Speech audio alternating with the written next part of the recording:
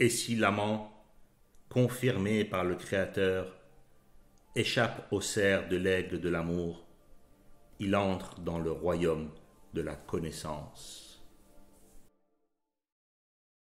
Passe ainsi du doute à la certitude et se détourne de l'obscurité des désirs dévoyés pour se tourner vers le flambeau de la crainte de Dieu. Son œil intérieur s'ouvre et il converse dans l'intimité avec son bien-aimé. Fermant la porte des idées vaines, il ouvre celle de la vérité et des suppliques. Dans cet état, il acquiesce au décret de Dieu et voit la guerre comme si c'était la paix. Il découvre dans la mort le sens de la vie éternelle. Dans le monde et en lui-même, il voit les mystères de la résurrection dans les royaumes de la création et dans l'âme des hommes. Et d'un cœur spirituel, il perçoit la sagesse divine des manifestations innombrables de Dieu. Dans l'océan, il trouve une goutte, et dans une goutte, il voit les secrets de la mer. Ouvre le cœur de l'atome et vois, tu y trouveras un soleil.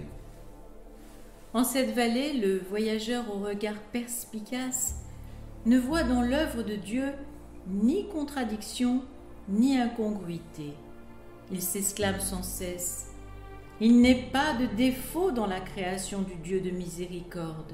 Regarde encore, y vois-tu la moindre faille? Dans l'injustice, il voit la justice. Et dans la justice, la grâce. Dans l'ignorance, il perçoit maints savoirs cachés, et dans la connaissance, des myriades de sagesses évidentes. Il brise la cage du corps et l'emprise de ses passions, et entre en communion avec le peuple du royaume immortel. Il gravit l'échelle de la vérité intérieure et se hâte vers le ciel des significations intérieures. Il vogue sur l'arche de « Nous leur ferons voir nos signes dans l'univers et en eux-mêmes » et navigue sur la mer de jusqu'à ce qu'il voit clairement que c'est la vérité. Il supporte l'injustice avec patience et répond à la violence avec amour. Il était une fois un amoureux qui, loin de sa bien-aimée depuis de longues années, soupirait en se consumant aux flammes de l'éloignement. Sous l'effet de l'amour, son cœur avait perdu patience et son corps était las de son esprit. Sans elle, la vie lui paraissait un leurre et le monde l'épuisait de plus en plus. Que de jours passa-t-il ainsi à se languir sans répit? Que de nuits resta-t-il éveillé à souffrir d'elle?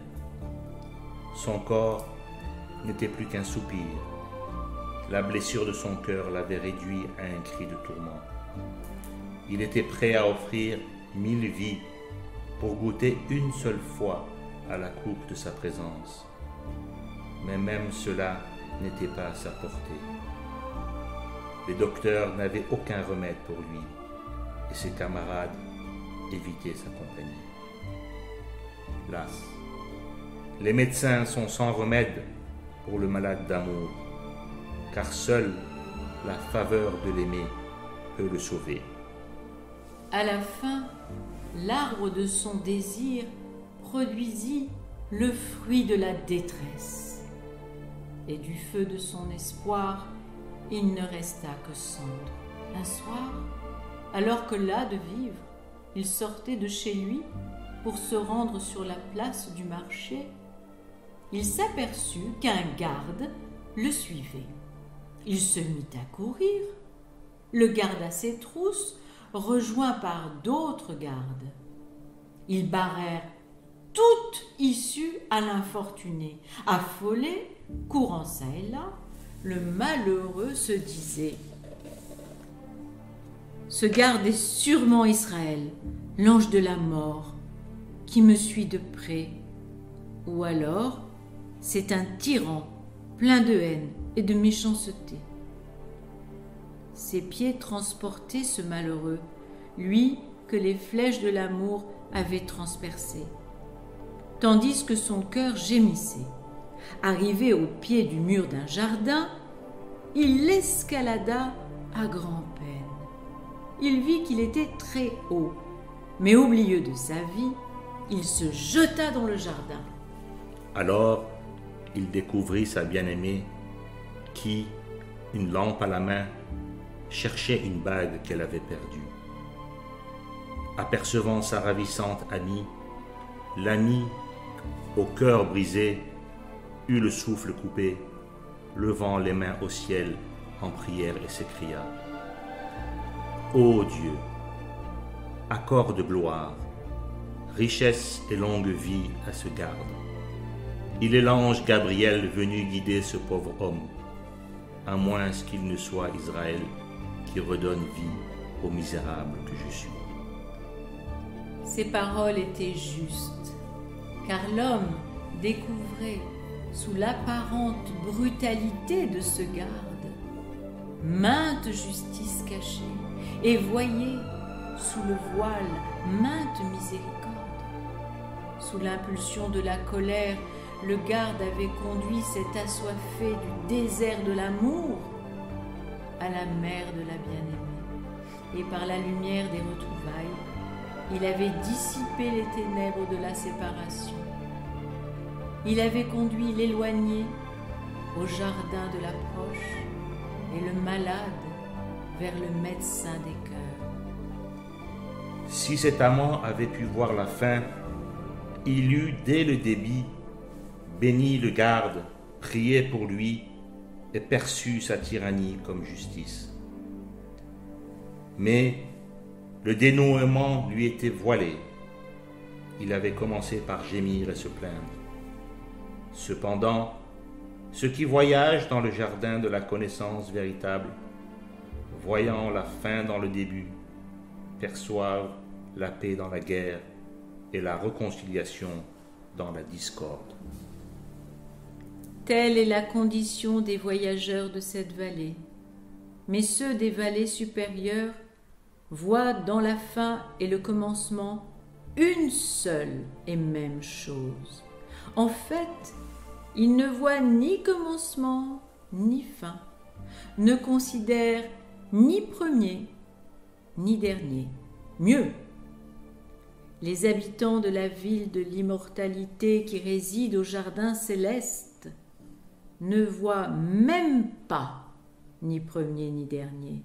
Ils fuient tout ce qui est premier et repoussent tout ce qui est dernier, car ils ont dépassé les mondes des noms et rapides comme l'éclair se sont enfuis au-delà des mondes des attributs.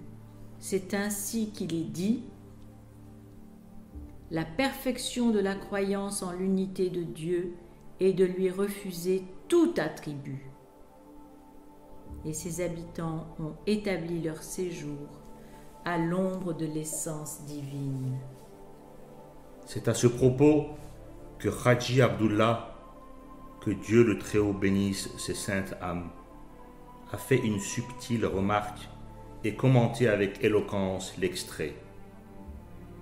Dirige-nous dans le chemin droit, qui signifie montre-nous la voie, c'est-à-dire honore-nous de l'amour de ton essence, afin de nous libérer de toute préoccupation de nous-mêmes et de tout ce qui n'est pas toi, de devenir entièrement tien, de ne connaître que toi et de ne penser à rien d'autre qu'à toi. Ses habitants dépassent même ce rang, car il est dit: l'amour est un voile entre l'amant et l'aimé. Mais d'en dire plus, je ne suis pas autorisé. C'est l'heure où se lève le matin de la connaissance véritable et s'éteignent les lampes du voyage et de l'errance. À Moïse, vertu et lumière, ceci resta voilé. Toi donc qui n'as point d'elle, n'essaie pas de voler. Si tu es un homme de communion et de prière, envole-toi sur les ailes du secours des saints.